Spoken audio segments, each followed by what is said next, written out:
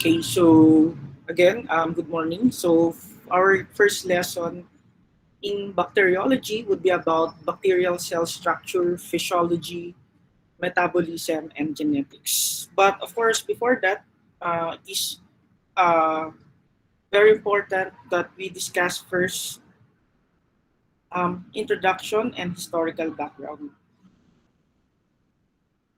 Okay, so we will also be discussing the roles of clinical microbiologists. Okay, so you know that microbiologists, medical technologists could be a microbiologist. Okay, so microbiology is one of the sections in medical technology. And of course, in microbiology section of the laboratory, we will be dealing with culturing organisms from specimens. So what are the possible specimens? Majority of these specimens are different body fluids. We can have a blood culture, urine culture, and now because of the advent of the pandemic, such as COVID-19, we are also using the nasopharyngeal swab, oropharyngeal swab. And then, of course, we will also be dealing with classification and identification of organisms so that we'll be able to determine the possible causes of disease. So when we say possible causes of disease, we are referring to etiologic agents. And then prediction in interpretation of susceptibility. So in microbiology laboratory, particularly in bacteriology laboratory, we will be culturing the bacteria. So we will be culturing the organisms and determine which antibiotic would be most appropriate. So we call this as culture and sensitivity testing. So we culture it, we isolate the etiologic agent, and then we perform sensitivity testing. So when you say sensitivity testing, we are referring to antibiotic susceptibility testing. So that we'll be able to determine which would be the most appropriate antibiotics for that particular organisms. And not only that, we will be studying also uh, in microbiology, we will or bacteriology, we will be studying what are the growth requirements of the bacteria. So because each bacteria would have a different oxygen requirement, would have a different carbon requirement, nutritional requirement, salt requirement. So this would allow microbiologists to select the correct medium. So when you say medium, we are referring to culture medium. Culture medium is the plural form. Culture medium is the plural form. Um, sorry.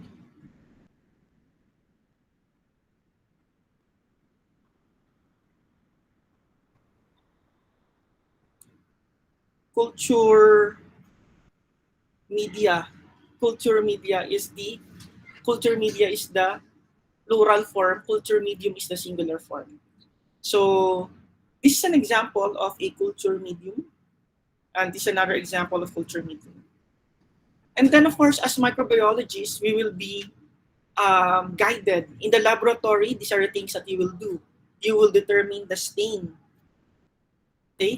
characteristic of the organisms. You'll be able to determine the cell wall structure, the size, the organism shape, and most importantly, because of this particular morphologic characteristic, then you can also determine the metabolic biochemical reaction. So all of these refers to phenotypic characteristics because there are two types of characteristics of microorganisms. We have the phenotypic characteristics and the other one is the genotypic characteristics. But for genotypic characteristics, for genotypic characteristics, for genotypic, this is usually being done in molecular biology. But here in microbiology, we will be doing the phenotypic characteristics. Okay, so the overview of the microbial world. So let's start with historical perspective. Do you know that Anton van Leeuwenhoek is the one who first made a very crude type of microscope? So this is an example of a very crude type of microscope that was invented by Anthony van Leeuwenhoek, and he's a lens maker. And because of this, he examined different samples, K infusion, and and much to his surprise, um, there are actually um, there are actually uh, microscopic world that they haven't known before. Okay, that they haven't known before, that they have that it's the first time uh, that this particular microorganisms were documented. So he drew it. He drew different types of microorganisms and he called it animalcules, thinking that it was an animal, that these were animals, and these are very small animals. So he called it animalcules. Hence, Anton van Leeuwenhoek was considered as the father of protozoology and bacteriology. Okay, so but during that time there was a debate on spontaneous generation theory. So, do you know what a spontaneous generation theory is? It is a hypothesis that living organisms could arise from non-living matter. Imagine non-living matter, non-living matter could give rise to living organisms. Okay? So that's the reason why there were debate over spontaneous generation. And what is the reason why could this happen? So according to those who believe in spontaneous generation theory, by the way, we call it PROS. If people believe in spontaneous generation theory, we call it PROS. Okay? So we call it PROS. So they believe. So kumbaga in today's time, those who believe in spontaneous generation theory, they are the fake news peddlers of today's time. Okay? Sila yung mga marites na fake news ang alam, no? So, according to them, we have vital force. And this particular vital force, which is very questionable, will give rise to the living organisms. Those who do not believe in spontaneous generation theory, they have the alternative hypothesis. And according to them, living organisms could only arise from pre-existing life. And that particular theory is called the theory of biogenesis. So can you just imagine, during that time, scientists were divided into two cohorts. Those who believe in spontaneous generation theory, the pros, the fake news peddlers, and those who didn't believe in spontaneous generation theory. Okay? Those who advocated on biogenesis. So there were many debates. So let's say, for example, Francesco Redi filled 6 jars with decaying meat. So 3 jars were covered with net, so no maggots appeared. And then there were 3 open jars, and then maggots appeared. Okay, so this is a decaying meat. So since there was no cover, flies were not able to come into contact with decaying meat, so maggots didn't appear.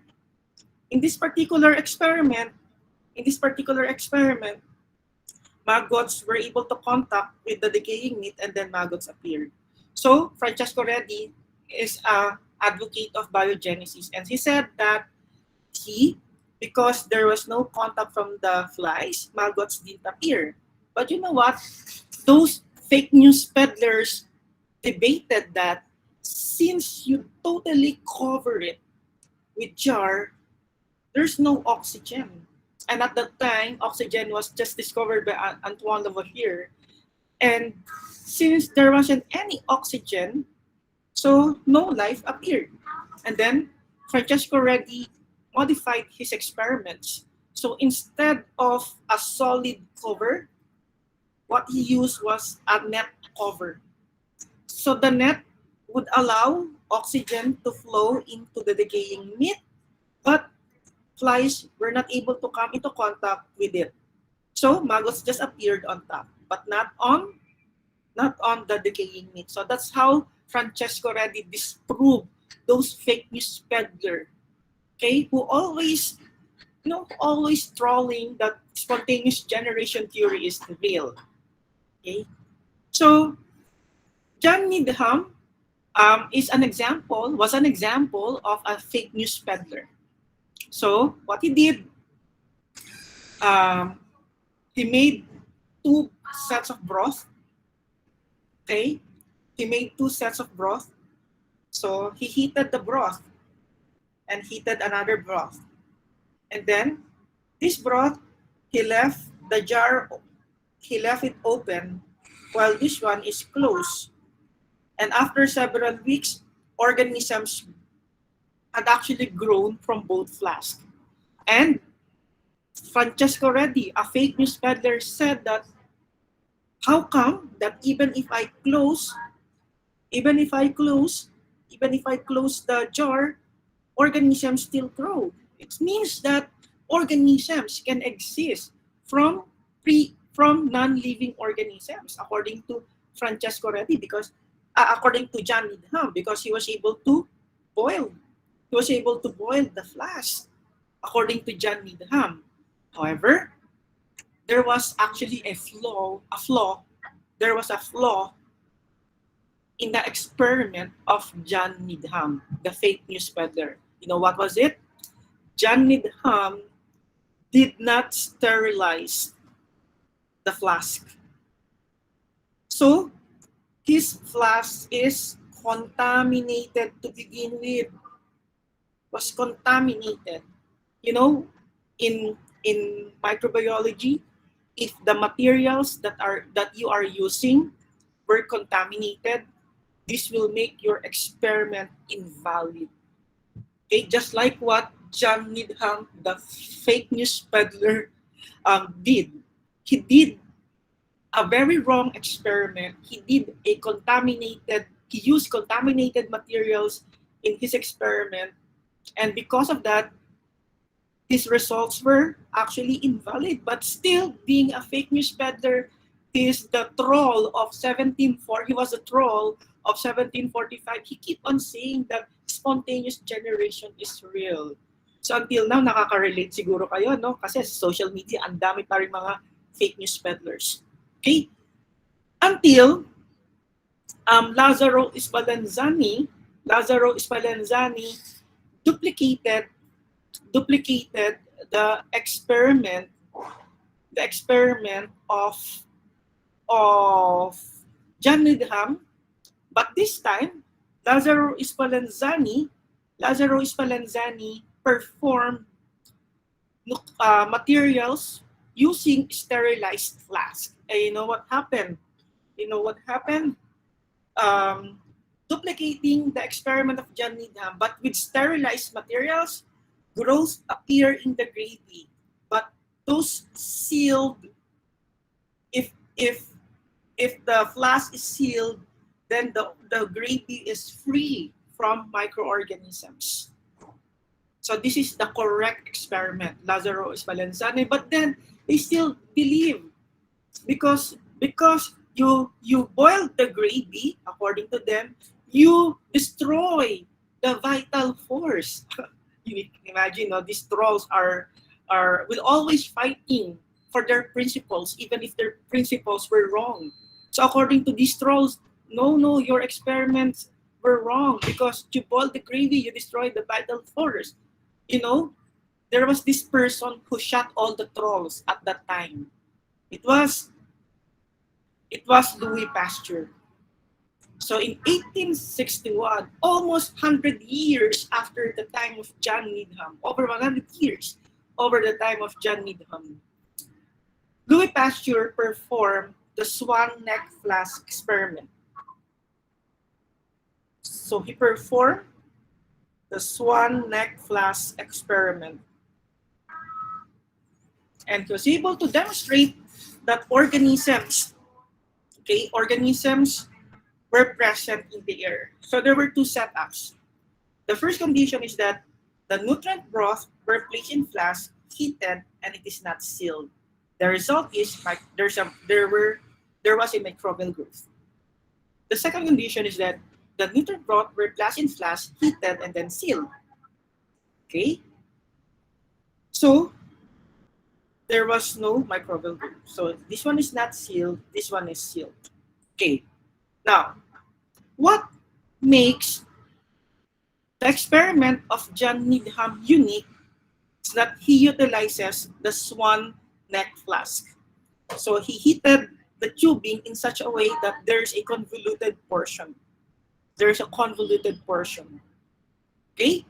So what happened is that instead of the microorganisms growing, growing in the broth, the microorganisms actually grown in the convoluted portion.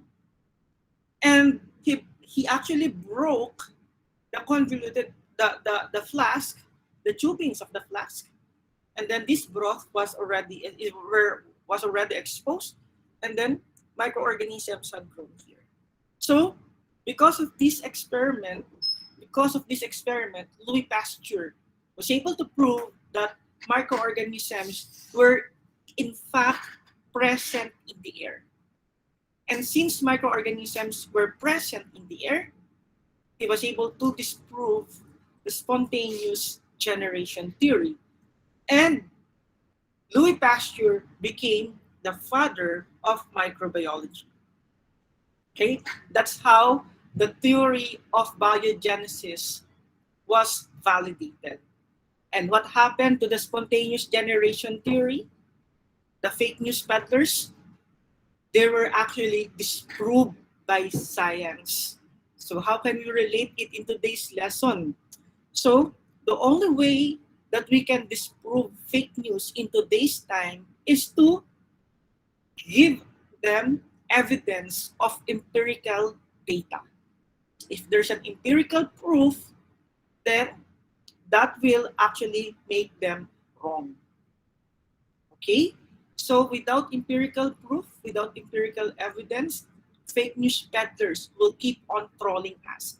And people who are ignorant will be the victim of that fake news.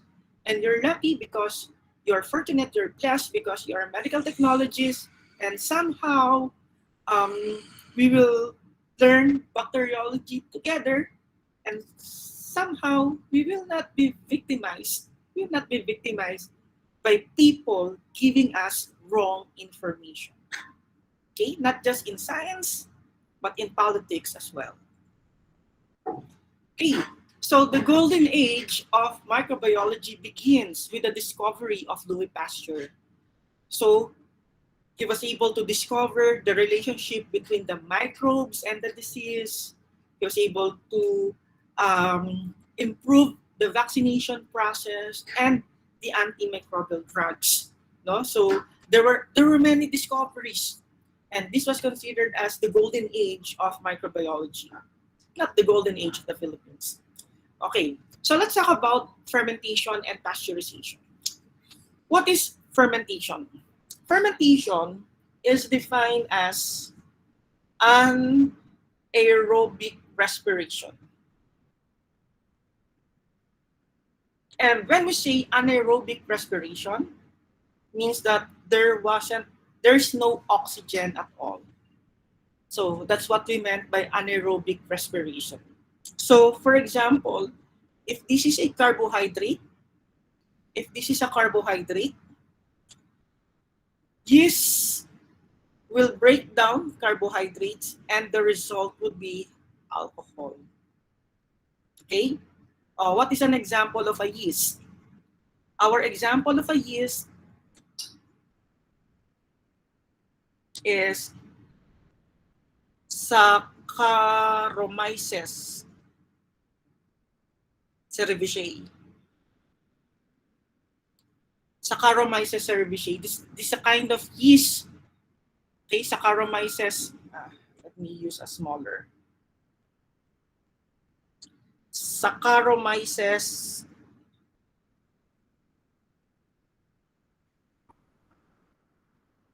cerevisiae is a yeast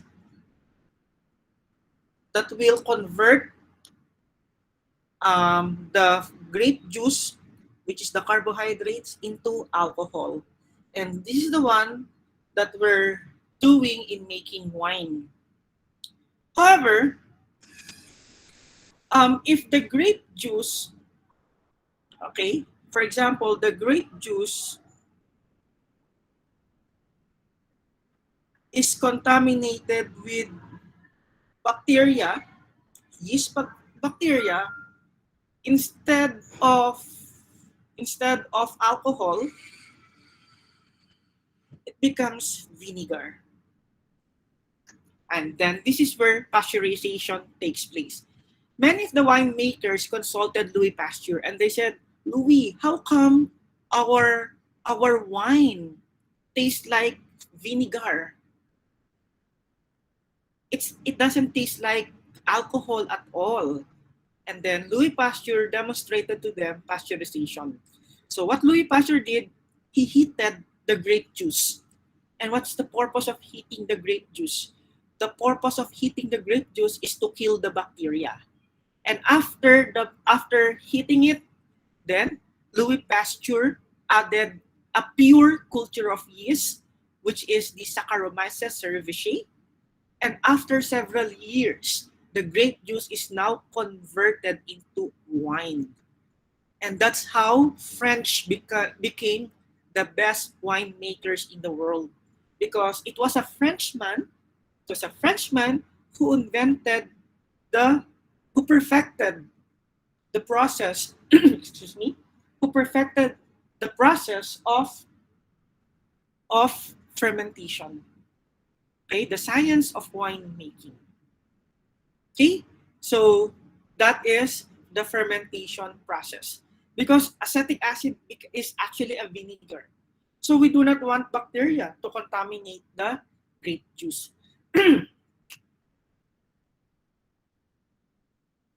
Okay, so Louis Pasteur demonstrated that this spoilage bacteria could be killed by heat that was not hot enough to evaporate the alcohol in wine.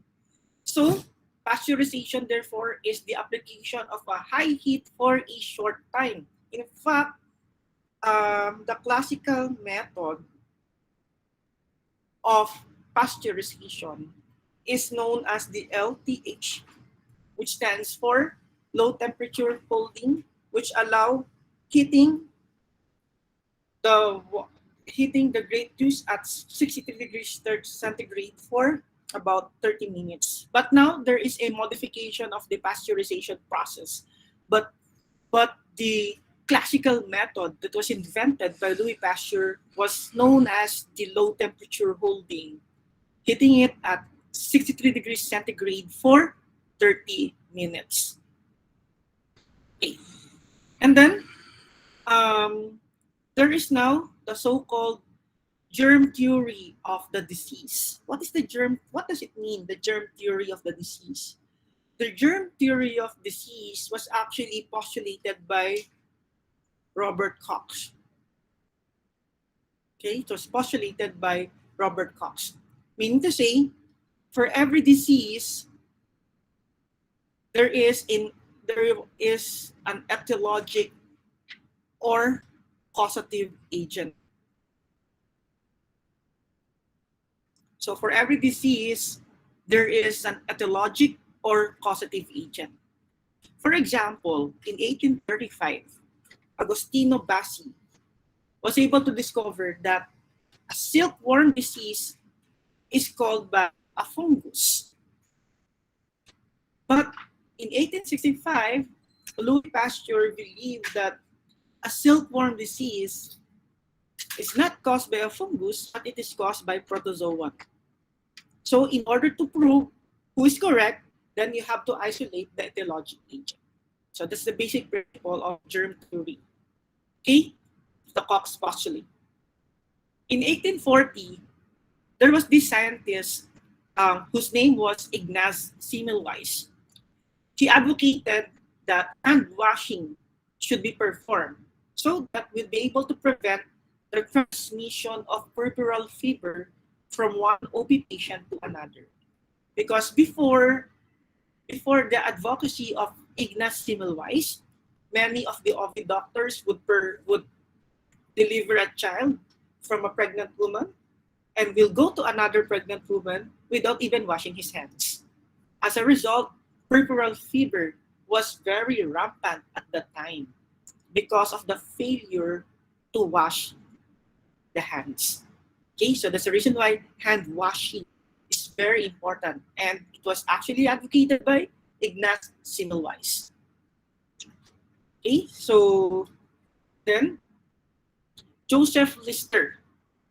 Okay, so Joseph Lister used a chemical disinfectant to prevent surgical wound infection after looking at the work of Louis Pasteur.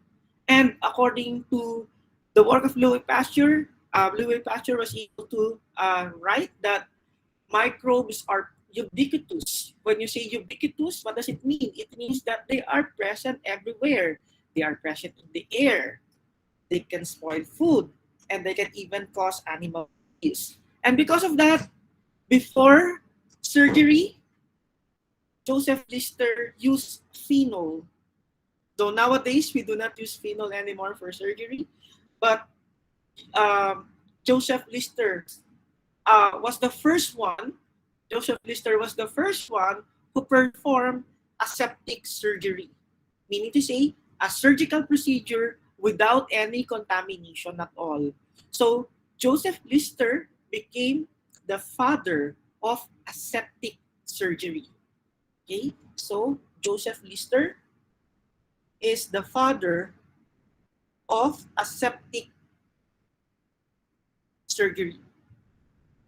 In 1876, Robert Koch proved that a bacterium causes anthrax. Okay, and he provided the experimental steps. These particular experimental steps, okay, were known as the Koch's postulate to prove that a specific microbes causes a specific disease. Okay, so that's the very essence of the Koch's postulate. Okay, so he provided the experimental step. So what is an anthrax? Anthrax is actually a type of zoonotic disease. So when you say zoonotic disease, it is actually caused by a bacterium known as Bacillus anthracis. Okay, so it is caused by a bacterium. But however, at that time, they didn't know what causes anthrax. So it was Robert Koch who provided an experimental step, okay, for the Koch's postulate. So what is this experiment? Siguro, the four steps are the suspected causative agent must be absent from all healthy organisms, and this particular suspect etiologic agent should be present in diseased organisms, meaning to say, in unhealthy organisms. And then the causative agent, number two, the causative agent um, be causative agent must be isolated from the diseased organisms, and we must grow them in pure culture. Okay. Number three, the cultured agent must cause the same disease when inoculated into a healthy, susceptible organisms. And then number four, the same causative agent must then be re-isolated from the inoculated organism. So let me tell you a story. Let me tell you a story how it was actually discovered by Robert Koch. Uh,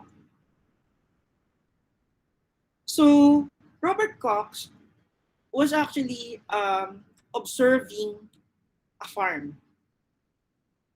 So Robert Koch was actually observing a farm, and then forgive my drawing. Ulit. So Robert Cox was observing a farm, and he found dead cattle. So this dead cattle actually died from a disease known as anthrax. So what Robert Cox did, he extracted the blood. He extracted the blood of this dead cattle, and after extracting the blood, he cultured blood of this dead cattle. And after culturing the blood, he was able to isolate organisms.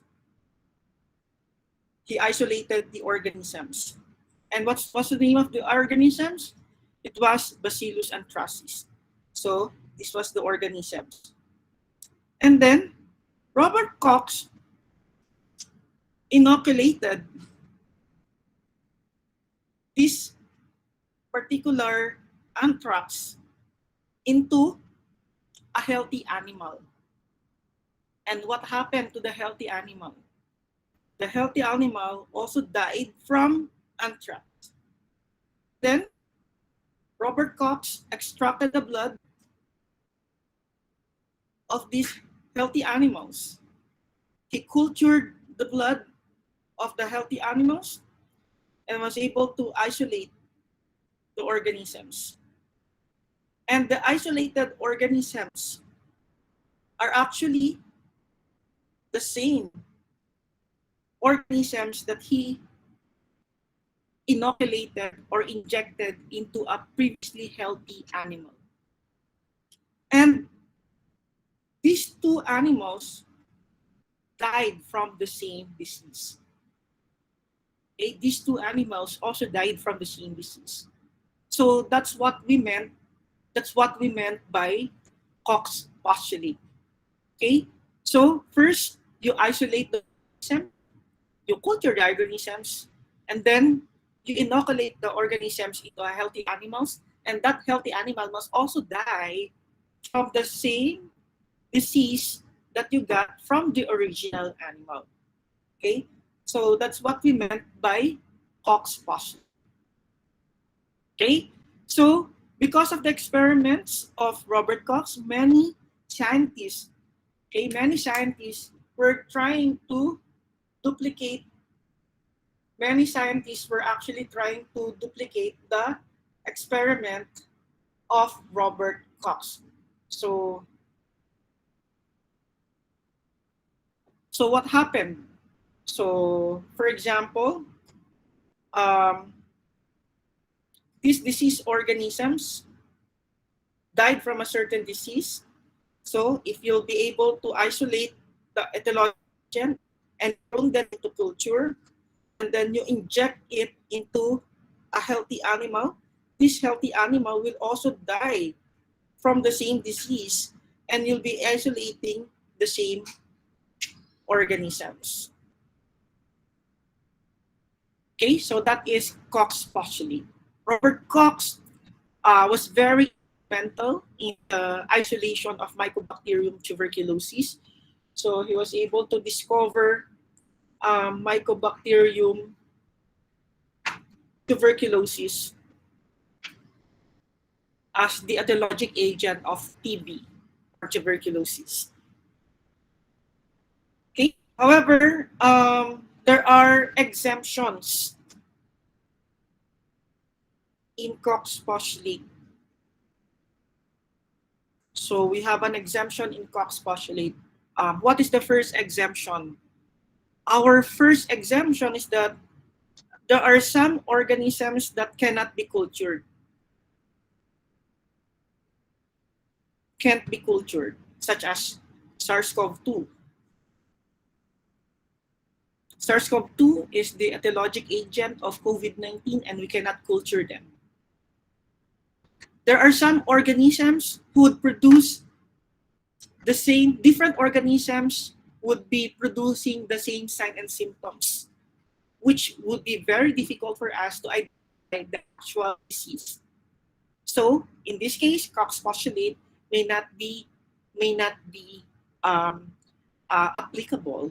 So there are some exemptions for the Cox postulate, but nonetheless, Cox postulate became very instrumental, became very instrumental in in identifying the causative agent or etiologic agent of a certain disease. Okay, so, so aside from that,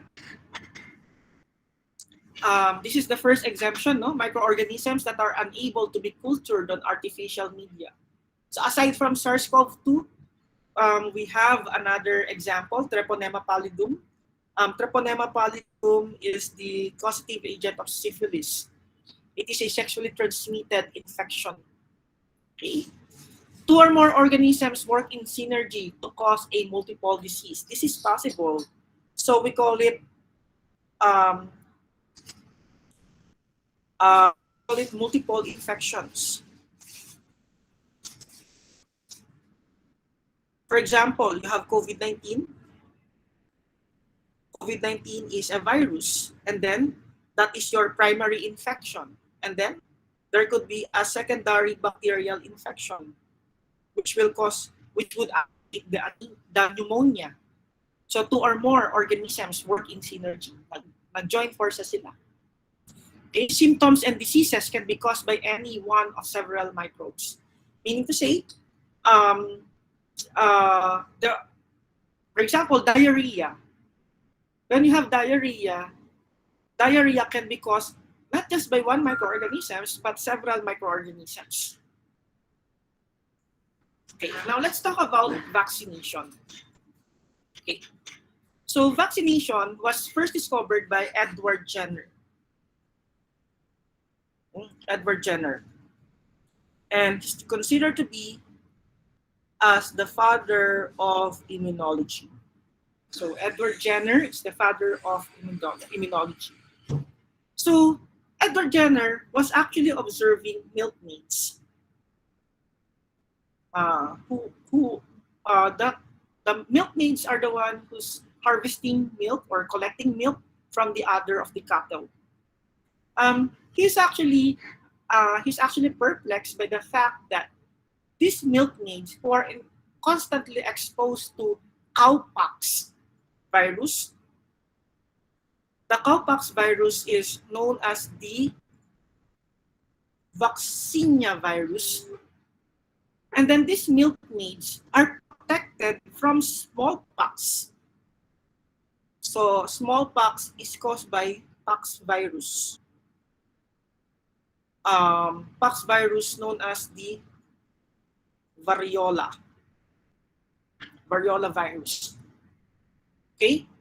However, vaccinia virus and variola virus came from the same family. The family is known as the Paxviridae. And since they came from the same family, they share the same genetic makeup. However, during the time of Edward Jenner, he didn't know that because there was no PCR yet at his time. So he was just observing that those milkmaids, those milkmaids who are constantly exposed to cowpox are actually protected from the smallpox. And you know what Edward Jenner did?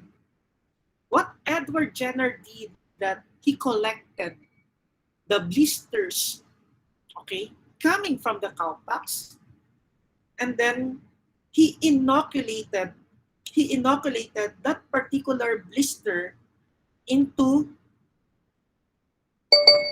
a child, and that child became protected with became protected from smallpox, and that child didn't have any smallpox at all. So this was the first type of vaccination, and in fact, the reason why we call it vaccination because the first vaccine actually came from a cow, and cow or VACA. So they call it vaccination. Okay? And the first virus is the vaccinia virus. The first virus that was utilized for vaccination is the vaccinia virus. So that's the start of the immunization process. Okay, so Edward Jenner, Edward Jenner became the father of immunology. Okay, and let's talk about the birth of modern chemotherapy. What do you mean by chemotherapy? Utilization of chemical, okay, for the treatment of a disease is called chemotherapy. Meaning to say, a chemotherapeutic agent is used to treat infectious disease, and these particular chemotherapeutic agents can either be synthetic drugs or antibiotics. Okay? So antibiotics are chemicals being produced by bacteria and fungi that can inhibit or kill other microbes. In fact, the term antibiotics primarily means against life. Okay? So the term antibiotics primarily means against life. So it is a substance produced by one organisms that will inhibit the growth of another organisms. Okay?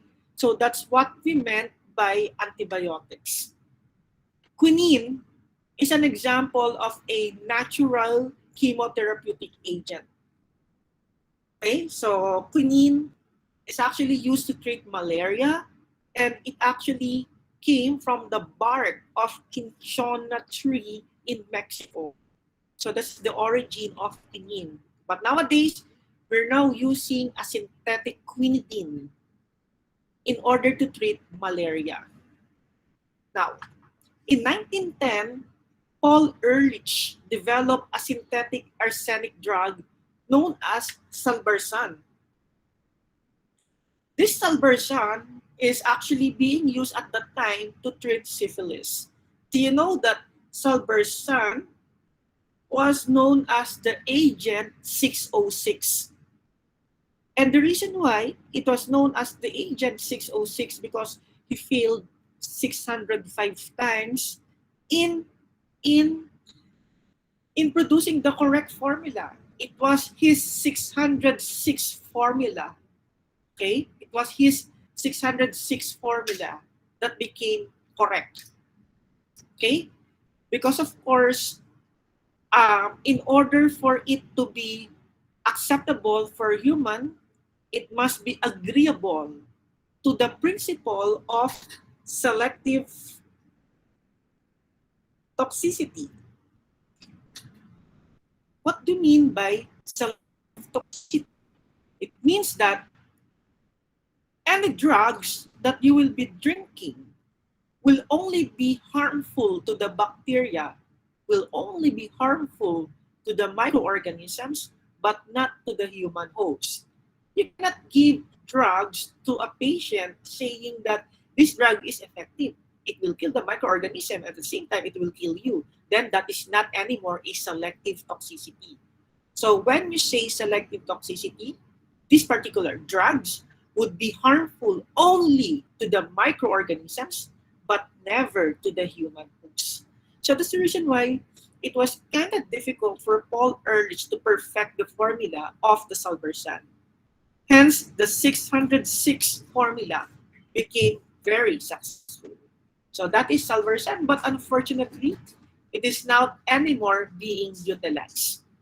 So in 1930s, sulfonamides were synthesized. However, the breakthrough in antibiotic therapy came in 1928. In 1928, Alexander Fleming discovered the first antibiotic. So Alexander Fleming was actually working in the laboratory, and what a fortunate, we call it fortunate accident. Why would you call it a fortunate accident? Because during that time, his plates, his culture media were contaminated by a fungus. You know, if you are a bacteriologist, you do not want any contamination at all. You do not want your plates to get contaminated. But during this time, but during this time, um, the bacteria, okay, got contaminated with a fungus, and this fungus is known as Penicillium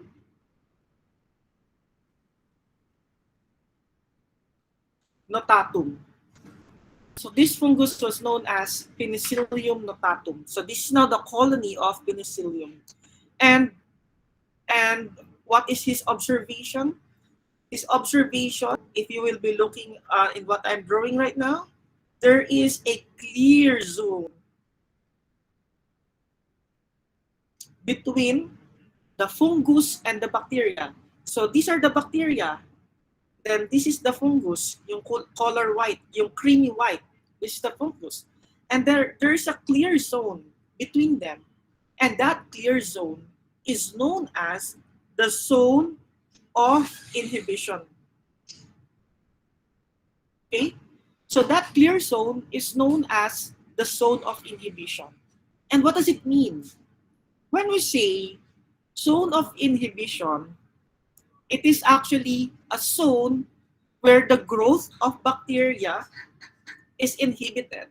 See? So this is the zone where the growth of bacteria is inhibited. Meaning to say, there is a substance found in this fungus that kills or inhibited the growth of bacteria.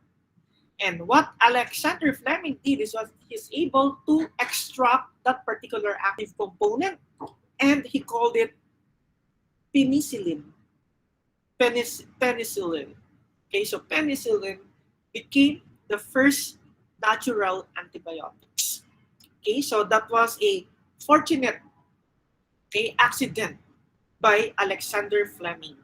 And that is the reason why Alexander Fleming won Nobel Prize for this particular discovery.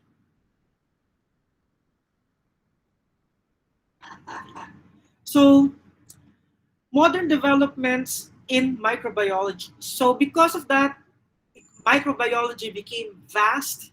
So we have now divided microbiology into several sections. So we now have bacteriology, which is the study of bacteria, and then mycology as the study of fungi, parasitology as the study of the protozoans. So there has also been recent advances in genomics, okay, the study of organisms' genes, and these have actually provided new tools for classifying microorganisms. So we now have a very vast microbiology. In fact, microbiology is indeed a very vast field because nowadays there is a medical microbiology, agricultural microbiology, industrial microbiology. So it's really a vast field. But for this particular course, for this particular subject, we will be dealing only with medical or clinical bacteriology. Okay? So there are many fields. Even immunology is a different field in itself, but it is related with microbiology. Because nowadays we have developed vaccines. In fact, the fastest vaccines, okay, the fastest vaccines that were developed was the COVID-19 vaccine because actually in reality it will take 2 to 5 years before you can develop a fully tested vaccine. But because of the exigency of the pandemic, we're able to develop vaccine in less than 2 years. So we have different kinds of vaccines. Okay? So the use of immunology to identify some variants according to serotype was proposed by Rebecca Lansfield in 1933. So Rebecca Lansfield introduced serotypes.